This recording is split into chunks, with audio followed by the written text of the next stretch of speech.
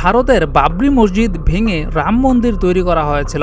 তবে শুধু বাবরি মসজিদ নয়, এমন অনেক মসজিদ ভাঙা হয়েছে এবং সকল মসজিদ ভাঙার পেছনে একটাই যুক্তি ছিল তাদের। সেই যুক্তি হচ্ছে, পূর্বে এখানে মন্দির ছিল, সেই মন্দির ভেঙেই নাকি মসজিদ তৈরি করা হয়েছিল। সেই একই রকমের খোঁড়া যুক্তিতে আরও বেশ কয়েকটি মসজিদ বা ধর্মীয় প্রতিষ্ঠান ভাঙার তোড়জোড় করছে ভারত, যার মধ্যে রয়েছে আজমির শরীফ।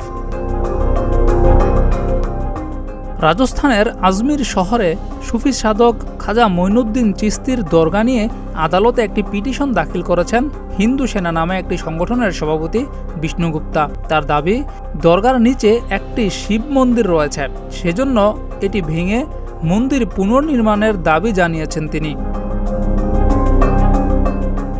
আজমির ওয়েস্টের সিভিল জজ মনমোহন চন্ডেলের বেঞ্চ গত ২৭ নভেম্বর সংখ্যালঘু বিষয়ক মন্ত্রণালয়, দরগা কমিটি এবং এএসআইকে নোটিশ জারি করেছে। এই মামলার পরবর্তী শুনানি হওয়ার কথা ২০শে ডিসেম্বর। বাবরি মসজিদ যখন ভাঙা হয়েছিল তখন হিন্দু মুসলিম দাঙ্গা লেগেছিল এবং রীতিমতো রণক্ষেত্রে পরিণত হয়েছিল ওই এলাকাটি।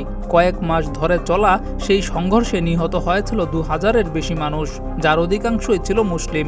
আজমির শরীফ ভাঙতে গেলেও এমন কোনো দৃশ্যের পুনরাবৃত্তি ঘটতে পারে বলে আশঙ্কা বিশ্লেষকদের। জিয়াউর রহমান, প্রতিদিনের বাংলাদেশ।